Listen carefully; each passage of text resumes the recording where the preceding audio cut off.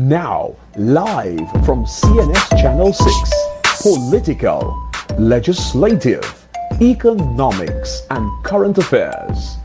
Welcome to Facing the Nation with the leader of the opposition.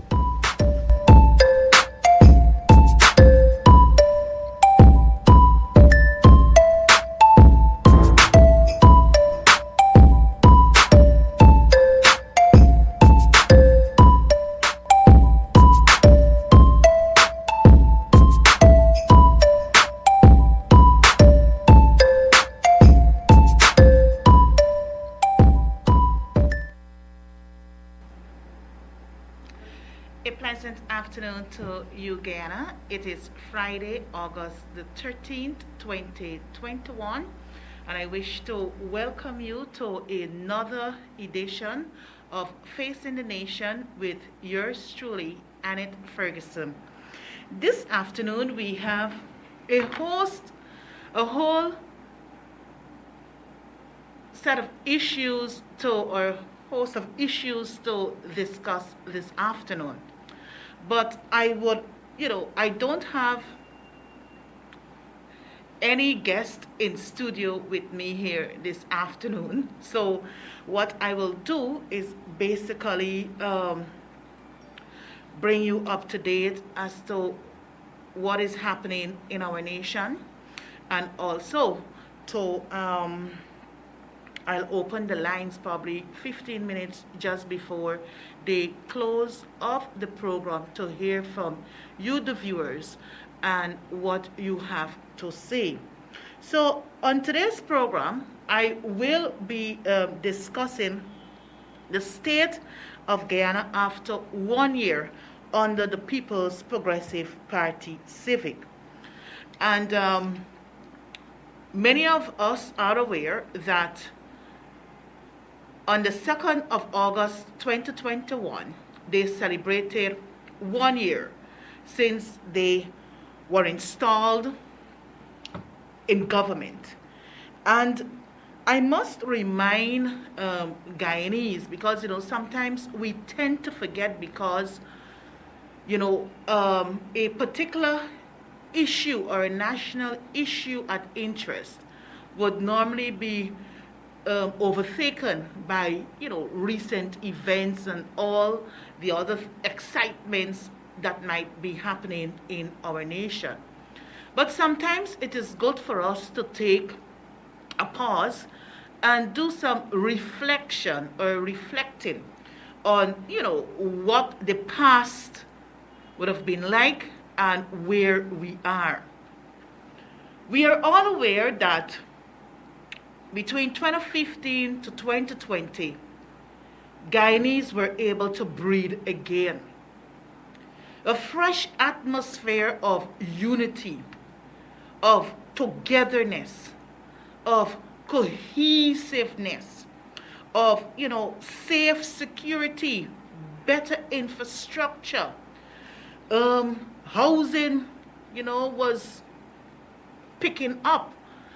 All the other social sectors, the elderly, they were able to enjoy an increase in their old age pension. Public servants, every year from 2015 right through to 2019, public servants enjoyed an increase, and not only they didn't enjoy 5% increase at all. So the David Granger-led administration was able to give public servants more than 5% increase, not what they were accustomed to under the then People's Progressive Party Civic. What else we saw? We were able to see the public service moving to that level of professionalism. Rather than us having a politicized public service, we were able to have our public servants trained.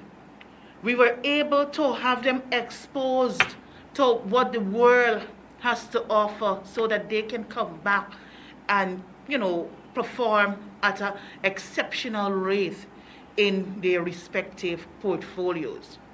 The Guyana Police Force, yes, many officers, junior ranks, were able to benefit from external or international training that they, were never exposed to. So that is why we had that is what we were working towards. It had already started a professional Guyana police force and not a politicized Guyana police force. What else we saw? Our young people were able to perform exceptionally well, whether at the national grade 6 assessment level, CAPE level, or the CSEC level. Yes, Guyana did extremely well. Why? Because the David Granger-led administration was able to ensure that billions were pumped into the education sector, because in order for us to have a developed country, it depends highly on an educated nation. That is why we had the 5Bs initiative. They're claiming that, well, look, we took away the 10,000 cash grant. But let me remind you, viewers, the 10,000 cash grant was a one-off political stunt by the People's Progressive Party Civic when they introduced it in October of 2014. You know why? They were losing grounds. So they believe, just like they're doing now, in order to cajole and win the hearts or coerce or win the hearts of Guyanese is about doling out monies. That's not the way government should operate. Even if you want to help the vulnerable, there are ways and means that we can do this. So it was them, just before the 2015 elections. There is a cabinet document, and I'm trying to get my hand on that copy, that they said it was unsustainable. The cash grant, the 10,000 cash grant, was unsustainable. The Donald Ramatar's administration. So when we went into government in 2015, what we did, we were able to review many of the policies or the programs that they had in place. And you know what? We felt, because during the lead up to the 2015 elections, we recognized that many children, more so those living in the far-flung regions, whether Region 9, whether in the Pomeroon River there in Region number 2, we recognized that children were not attending school on a regular basis. So when the former President David Granger became the president, he celebrated his 70th birthday, I think 2 months after. And he made a bold call to Guyanese. Don't bring me gold, frankincense, or more. I need books. I need bikes. I need bicycles, buses, boats to get our children to school. And believe you me, that call did not go unheard. Guyanese from different walks started to buy into the president's vision. So when we left government, we had high school attendance, high rates in school attendance, because we provided free transportation. Whether with the minibuses, it was in excess of close to 30 or a little over 30 minibuses we had. We had boats, close to 20-something boats servicing riverine communities. Thousands of bicycles were distributed across the length and breadth of this nation. Books, children in schools were provided with breakfast, because we know that more so in the far-flung regions, those children got to walk miles, or in some cases paddle miles away from home just to get to school. And they would leave home very early in the mornings So by the time they get to school, they're sleepy, they're tired, and also they're hungry. So we were able to provide the basic things in the school, in the classroom, so that to make them comfortable. So when we had the high rates of performances amongst our pupils and students, it was a result of what a caring administration would have put into it. Parents were able to save transportation costs on a daily basis.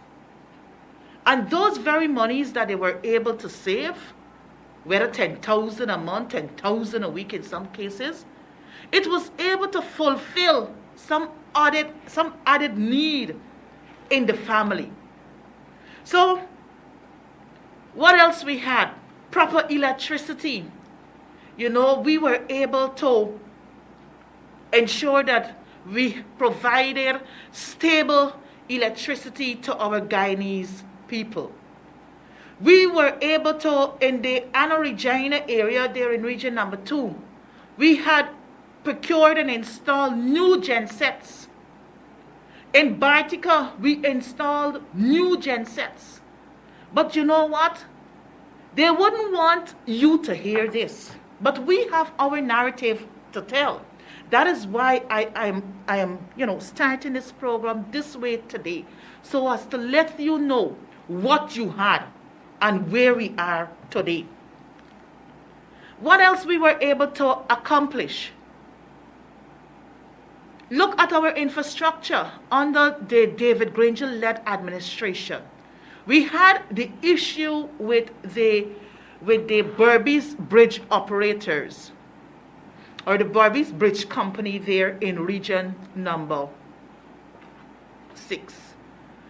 And many of us are aware that the cost of a car, a small car, had to pay was, I think it was $4,000 or $2,000 something dollars.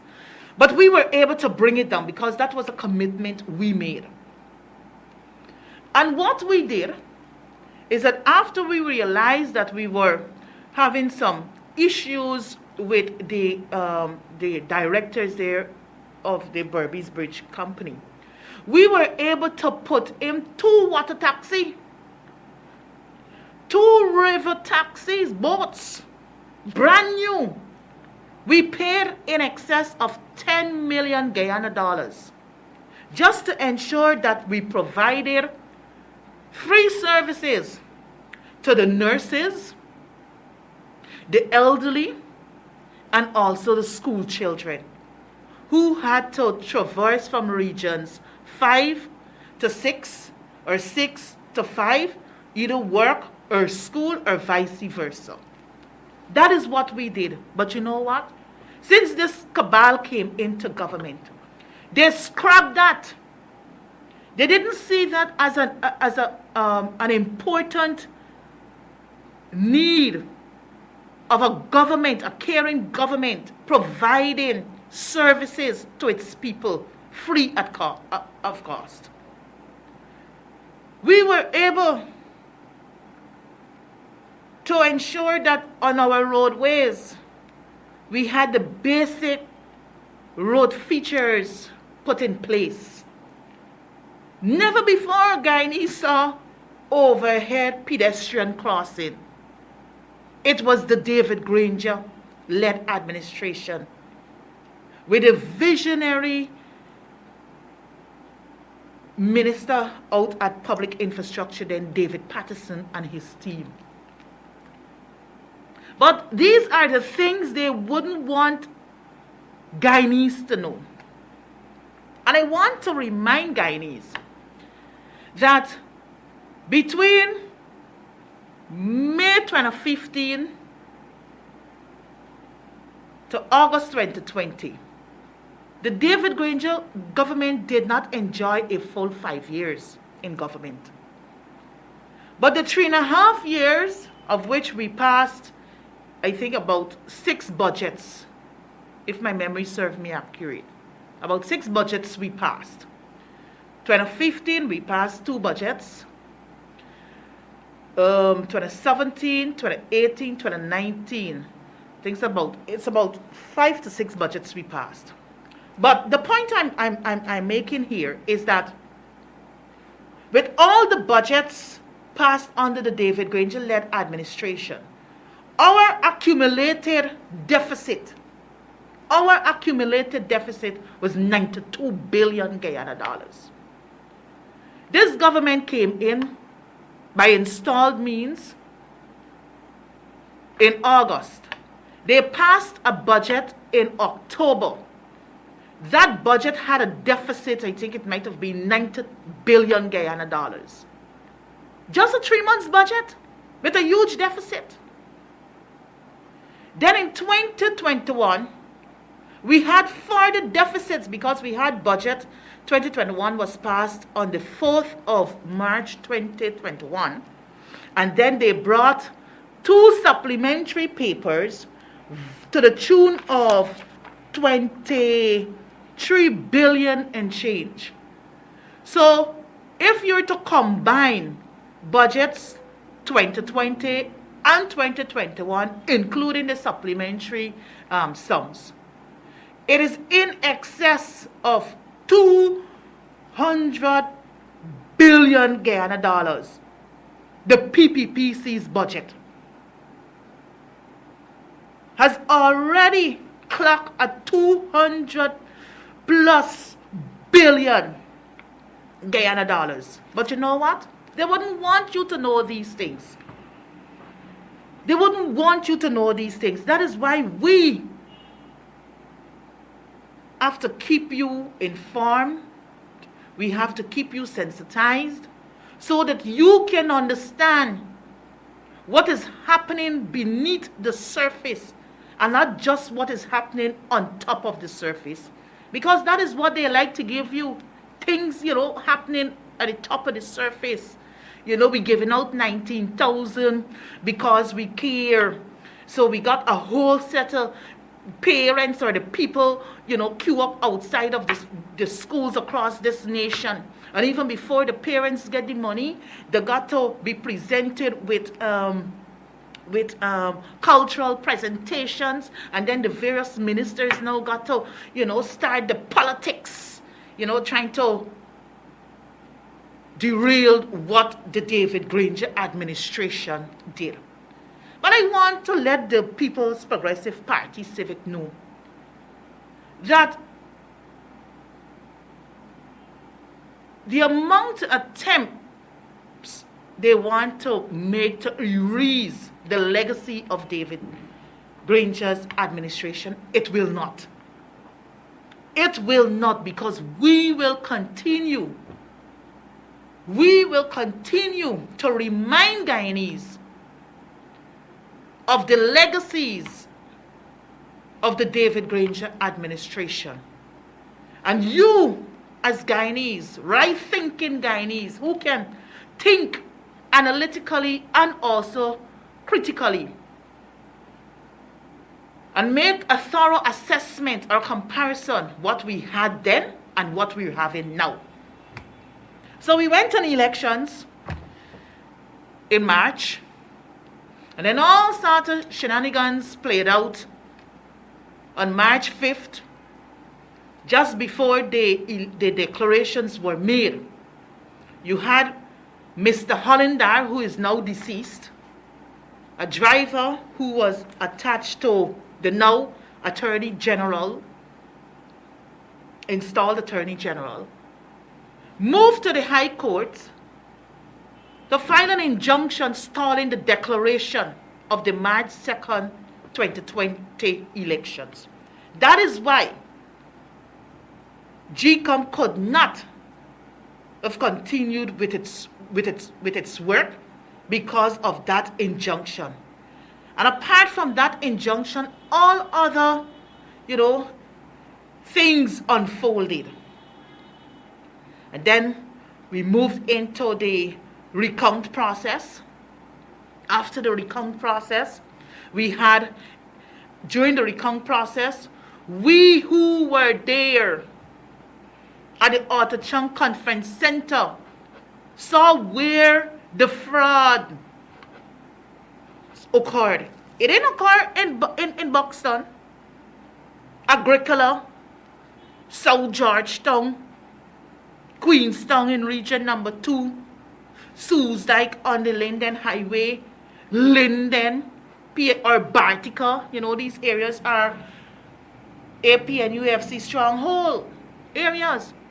So during the recount, there was no discovery of skullduggeries in the APNU AFC stronghold. But we saw what came out from the boxes, the 47 to 49 boxes on the lower East Coast. We saw what came out from those boxes. Dead people voted. People who migrated voted. Missing oaths of identities. No statutory documents from the ballot boxes. I was one of the counting agents, and I saw what came out of those boxes. So we're not telling you fairy tales. GRO, the Ghana Registrar's Office, was able to confirm by way of certificates, death certificates, of which we have in our possession, of which we provided copies to GCOM, to show that Tom Jones, whose name is ticked on the voters list, we got a death certificate. So how Tom Jones' name ticked? So therefore, by virtue of his name being ticked, there was a ballot in the box there for him. The persons who migrated and had their names ticked, they weren't here in the jurisdiction on March the 2nd. But immigration, the chief immigration officer at that time, former top cop, Mr. Leslie James, was able to confirm, provide the evidence in black and white to GCOM, because GCOM chairman wrote to the chief immigration officer asking him to verify or substantiate whether these names were out of the jurisdiction on March the 2nd, 2020. And that he was able to confirm. We had observation reports based on all the discoveries during the recount. But you know what?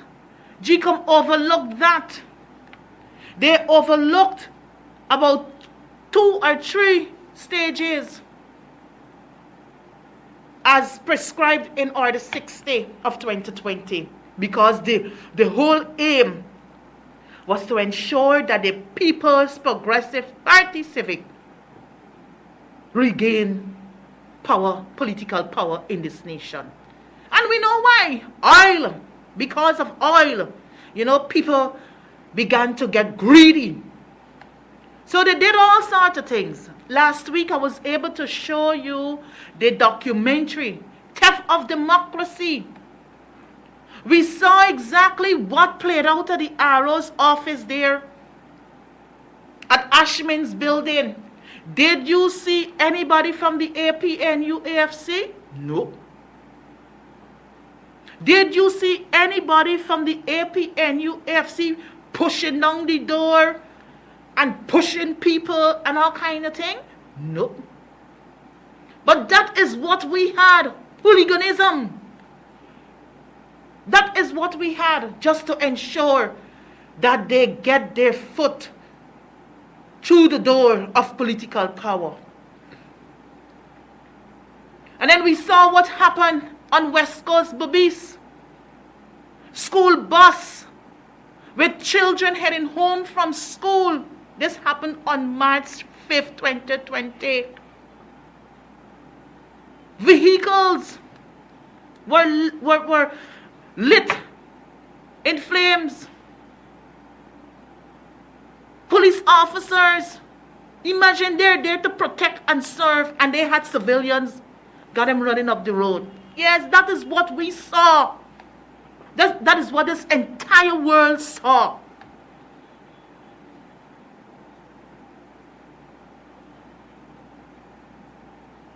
Nurse heading home from work had her car vandalized by mobs. But you know, they always used to refer to the PNC as hooligans. But we saw who were the hooligans on March 5th, 2020. You didn't see anything happen? No disturbance in Buxton?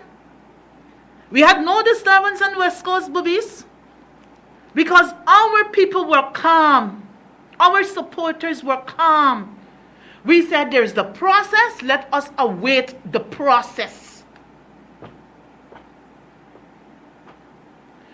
So, they were installed March on August 2nd, 2020. And we have seen the amount of infractions they have lynched on the Guyanese population. No longer are we free to speak. People are fearful. It's a fear, a shadow of fear is upon this nation. Crime is now on the increase. Extrajudicial killings. The dark days are slowly returning. And we as Christians, we got to pray against these things. No longer should we see a Guyana like what we saw in the early 2000s coming way down. We must be able to live in peace, harmony, and in oneness. But not with this cabal. So they came in, and I have, a table before me here. And I label it People's Progressive Party scorecard after 1 year in office. So I try to capture everything from August 2020 to August 2021. But there's a whole lot of information that I wouldn't want to take up this program time to address these things. But I will attempt to identify some of the things. Dismissal of professionals from the public service. You had the rehiring of one Bharat Dindyal, who was one time the CEO of GPL, a failure. An incompetent individual has now returned to the helm at GPL. That's why you're having these constant blackouts. The water sector, all used cars. That's what they have returned. They have returned these people to their positions. So you have the gentleman there who is the CEO, Mr. Sheikh Bash, and we know we had water woes pre-May 2015.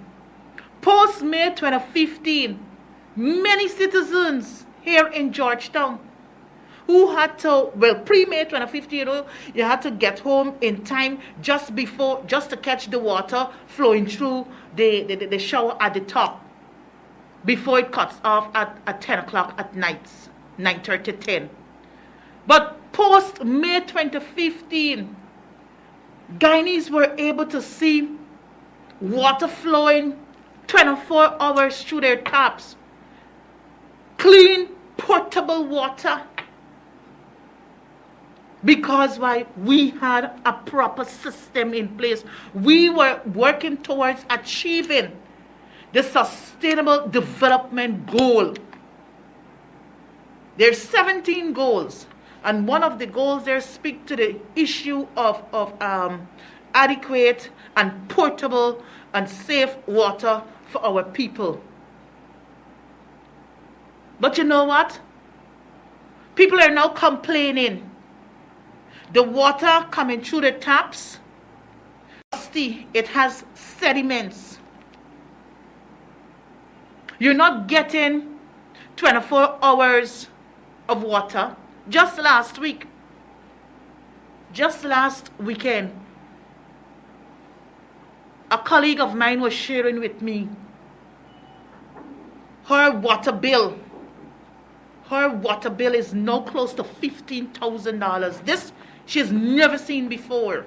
So she asked me the question whether the rates have increased in water for water services. I said, as far as I'm aware, no.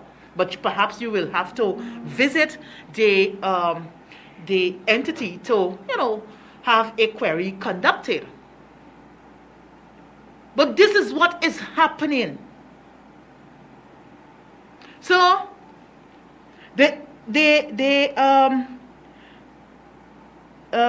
Mr.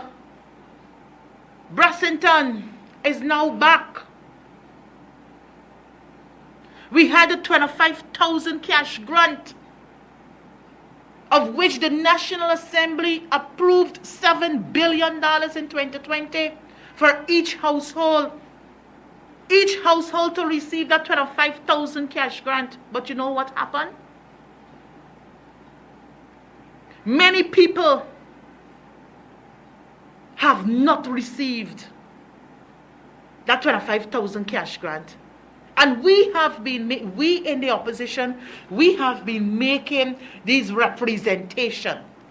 And just last Monday, in the National Assembly, we reminded the installed regime that there are many Guyanese out there who are yet to receive their cash grant. I have family and relatives who have not received the 25,000 cash grant. What was reported to me when they went to the house, they asked whether you were the owner of the house. So my family responded in the negative. No, I am not the owner. But I live with my so in the house. And they said to him, no, you cannot. But still yet, he has a friend who is Indo-Guyanese, lives with his parents downstairs. The parents live upstairs. So when the team went to that house, upstairs got the 25,000 and downstairs got the 25,000. They went to other homes. Oh, you can't get. So the people never completed a pink slip. So when and it's not only here in region number 4, all across this nation, in the Pomeroon, the skip houses, oh, there's an APNU house, skip. So that the indiscriminatory actions by this government to ensure that taxpayers' money approved by the National Assembly for the intended purposes are not fairly distributed, because they believe that this money, this $7 billion, belongs to them. It's coming out from the PPP bank account. But this is taxpayers' dollars. Then you had the indiscriminatory act on the flood relief, the hamper distributions. Many communities, we saw what happened in region number 10, where supporters, sympathizers from the diaspora, they were able to contribute, sending food items amongst every other thing. You had people here from Georgetown setting up water. The churches got on board and all kinds of things, when the government is supposed to be playing its part. This is what is happening in this beautiful country of ours called Guyana. And some believe that Guyana belongs to them. Where are we heading? Where are we heading? What is on their scorecard? The debt the heinous deaths of those young boys in region number 5 from number 3 village. Today, next month, the 5th of September 2021 will be 1 year, and the families are still in pain. I referred earlier to the constant blackout. We also have young Harish Singh. You have the mismanagement of the whole COVID vaccine here in Guyana. And I like to remind our viewers and our people that under the David Granger-led administration, a lot of, I think it might have been on the 11th of March, Guyana discovered its first COVID patient. Excuse me. And we were able to start putting things in place. We hadn't a budget.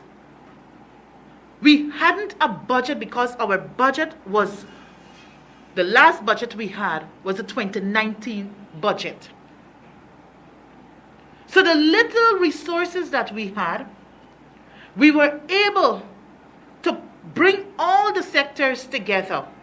That is why we have a complete plan. This is our plan. This is our plan. National Action Plan for Public Health. This was put together in May of 2020. National Action Plan, a case for Guyana's transition to the new normal in the decade of development. May 2020, the PPP cannot come as bold as I'm sitting before you to say, well, look, this is our plan, because they have no plan. So, when we left office in August of 2020, what we did, we first, even before we left office, we are first in this region. We are first in this region to have an infectious disease center out at Liliendal. And you know how they beat up on us. You know how they beat up on us. That we were wasting monies and all kind of things. Well, it's the very center they're now using. Because how can you put these cases, COVID patient cases, into the primary institutions, the healthcare institutions? It couldn't. We had to separate them. So a government with a vision, a government with a plan, a government with strategies, we were able to move quickly to have that building reconfigured to facilitate the COVID patients. So when we left office, it was 21 deaths, 474 cases. Today, last night, the total number of deaths as at August 11th, because I didn't check the stats before coming here, 567. 567 deaths. So you got a minus 21. Minus 21 from 567. It would give you 567 minus 21. 540. 567 minus 21. 546 persons would have died since this regime, since this installed bunch that has no plan, no vision, no strategies to fight COVID-19.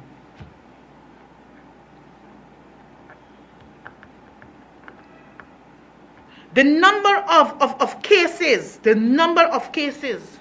23,156.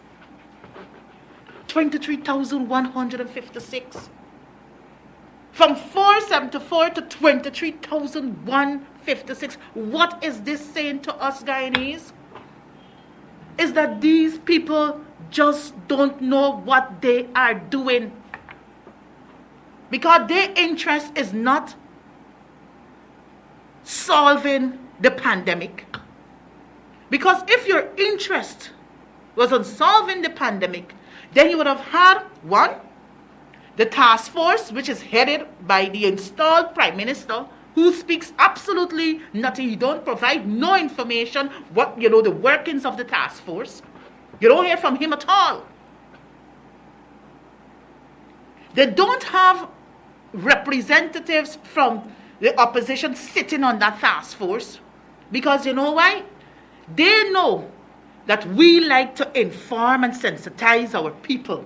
So with the presence of the opposition on the task force, what they ain't telling you, we will tell you. So that is why they don't want us on the task force. That is why we are not there. So the little information that we try to provide to you is basically what we get out from the Parliament by way of questions and the responses they give. That is why we were able to establish that with the procurement of the 200,000 Sputnik V, you had Mr. Third being involved, who is no manufacturer, but just a sheik. And we bought it at double cost. And we are not saying, we as a responsible opposition, we're not saying that, well, look, don't take the vaccine. I have taken my vaccine, and I've said this publicly. I've taken both doses. But what we have been saying to our people, take the vaccine. It is your choice to make. We can't force you. We cannot force you. But the reason behind us having a high hesitancy of persons not taking the vaccine is because people have lost trust and confidence in the People's Progressive Party Civic. Because every time they open the mouth, I can tell you, you cannot determine whether they're telling you the truth or whether they're telling you lies. Because we know they're noted well for propaganda. And Guyanese, it is your responsibility to start thinking. You must be able to have that renewed mind and hold your political leaders, your national leaders accountable.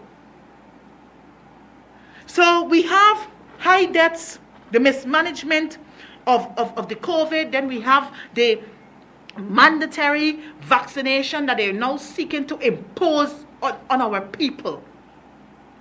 Guyana is in a terrible state. Guyana is in a terrible state. Public servants, to date, as at August 13, 2021, public servants have not benefited from an increase. The last increase public service got was in 2019 under the David Granger-led administration. And when you accumulate all the increases public servants were able to enjoy under the APNU-AFC administration, over 77% increases during our time. In 2020 last year, when we asked during the budget debate, what percentage of increases would public servants be enjoying this year? Another question we asked, are public servants receiving salary increases for 2020? They have in the budget, yes, under the Ministry of Finance, there's a provision, there's some $6 billion Guyana dollars for public servants. But public servants never benefited from an increase. They never benefited from an increase. Then we had 2021 now. We're now in 2021. During the budget debates in February, March, we asked the question, will public servants be benefiting from an increase in salary for 2021? Then they were under pressure because all 31 MPs myself and colleagues, we started to advocate that public servants must receive an increase, nothing less than 10%. And then you had the gentleman who normally confines himself in the engine room saying, he came out sometime later down in March to say, oh, yes, on the line, item 6141, there's a 10 billion Guyana dollars there for public servants increase. Well, if you have the monies to pay public servants increase, you should pay them now. Cost of living. You promised a better cost of living. But oh, no. The prices in the market, they have all skyrocketed. And today this government cannot say, this installed regime cannot say to our people, look, because of the rise in goods and services, this is what the regime will be doing to help cushion and help the less, the vulnerable people in our society, to help public servants. This is not happening. Because their interest is not to ensure that the lives of our Guyanese are improved. We in the APNU, since David Granger became the leader of the party and he contested the 2011 elections, his mantra for all the elections, 2011, 2015 and 2020, a good life for all Guyanese. And if you go to all the budget presentations under the coalition, whatever theme there is, that always factor in a good life, because our interest, our vision for Guyana was to bring the poor man from where he is up to a reasonable level. As things would gradually increase, but at least you have to make these steps. So, my viewers, these and listeners, these are just some of the things we have seen since the return of this cabal. Drugs, 11.5 tons. We're still to get answers. What have we seen? 300 pounds of cocaine discovered at the terminal there at JFK in March of 2021. We had the extrajudicial killing of Ricardo Fernandez out at Palm Court.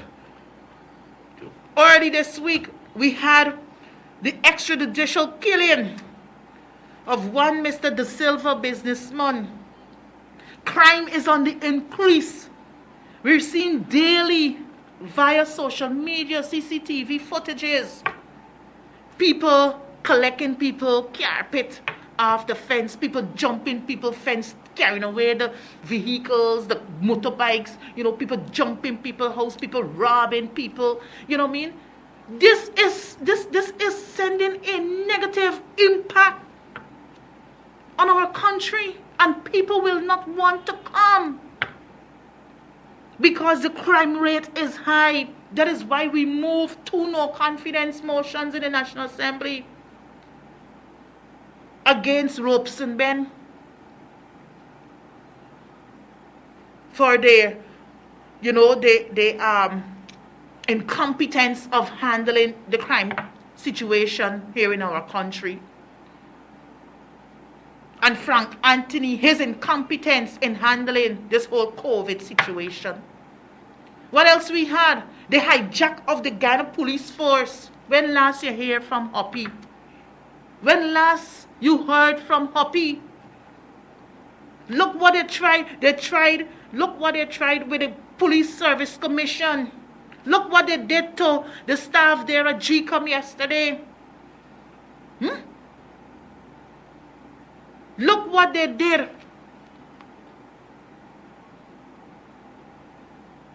to the constitutional independent agencies. We were able, when we were in opposition, and we had the combined majority in the opposition, pre-May 2015, we were able to move a motion. The Honorable Kyle Greenidge was able to move a motion to ensure that what the Constitution of our country speaks to with regards to these constitutional agencies, we were able to ensure they get their independencies. But you know what? They were in government and they did not pass that resolution. So when we went into government in May 2015, we were able to have it fixed. That's why the judiciary, they had their own monies. If they asked for $1 billion, they got $1 billion. If the National Assembly asked for 20 billion, I'm just calling wild figures here, right? Whatever fiscal space, we were able to provide those independent agencies, rather than them having to write a minister of the government to get XYZ how to spend their monies. So since they came back by installed means, how they like to control,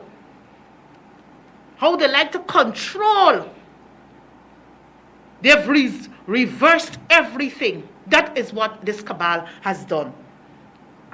So my brothers and sisters, it's now 20 past the hour of 1, and perhaps I can take another 5 minutes to accept a few calls. You can call 225-0008. Let me see if I get the numbers correctly. Yeah, 225-0008 or 225-0010. And please, I will not be accepting block calls, and I ask that you be respectable. As I said, this afternoon, the topic that we're discussing today is State of Guyana after 1 year under the People's Progressive Party civic regime. So as I await the calls to come through, let me just move to my other topic here. And just before I do so, look what we saw happening at City Council. The installation of an interim town clerk. Look at the state of our city, the garbage strewn all over the place. Look at what is happening in the cemetery. Guyana is no longer where it used to be 5 years ago. And we have to pray for this nation. So I'll now pause and take the first call. Missed that call. So caller, sorry about that. I've missed your call. All right, let me see. Hello? Sorry, caller. Perhaps you can try again. I don't know what is happening here. So let's try it again. But while I wait your call, yes, as I was saying, what is happening out at the City Council? Why can't these agencies and bodies be allowed to govern? They're elected by the people of Georgetown, and by right, they must be able to function without being hindered. Hello?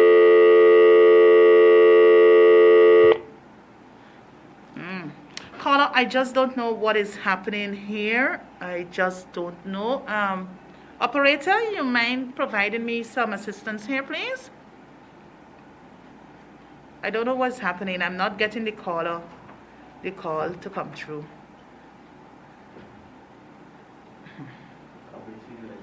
Yeah, the light is flashing.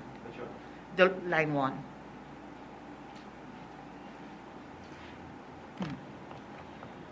The person came off. So I pressed this one here, right? But it's getting, I don't know what's happening. Okay, I'll try back. All right, so viewers, time is, coming down to program time. So these are some of the issues our nation is confronted with since the installation of this cabal. But I want to turn our attention quickly. No plans. 50,000 low-income house lots. 10,000, they promise you 10,000 annually.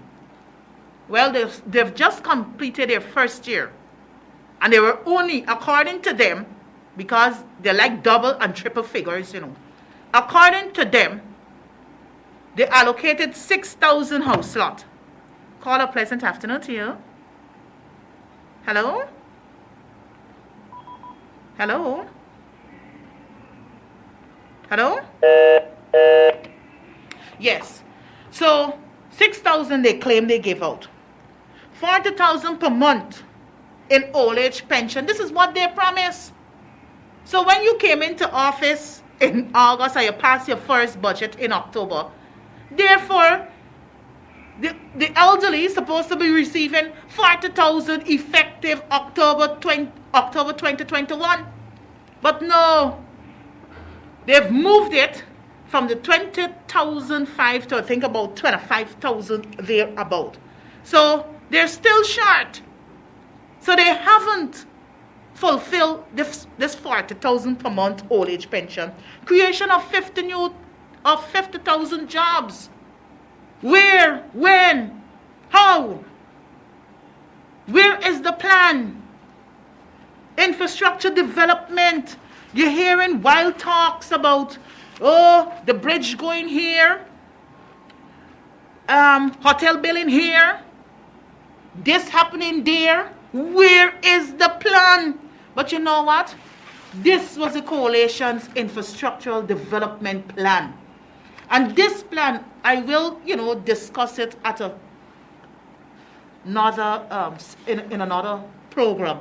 But this is our plan, infrastructural development plan, 2017 to 2025, detailing everything, whether in the civil infrastructure, whether maritime, which has to do with our rivers and all manner of things, the ports out at Perica, Baltic, and all kinds of things. We talk about aviation. Everything is well detailed here, including the new Demerara Harbor Bridge. But you know what? We are hearing about a bridge to be constructed. The moving the area that we were able to have our studies done, the feasibility studies done, right? The person said, the consultants then said, well, look, Houston area is best suited. But since they came in, they scrapped that. They haven't replaced it with a plan, They haven't replaced it with a feasibility study, But they're now saying that this new Demerara Harbor Bridge will now be constructed at Prospect area there, or Peters Hall area there. Now, where is the plan? Where is the plan? So it's all about, they promised us that they were going to review and renegotiate the Exxon contract. Where is it? Where is it? 1 year now. They can't tell us, but you know what they did? Last Monday, they brought a bill, the petroleum exploration bill was tabled last week, and for the first time, and debated on Monday last, the 9th of August. Right? And I'm going to explain briefly what that amendment, this new amendment, will be addressing. So you brought these things without the reviewing of the Exxon oil contract.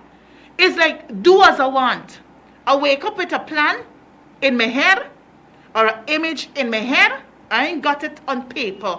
So I gonna tell the public, this is what is selling. Well, they're selling me, because I have a liberated mind. They ain't selling me, but selling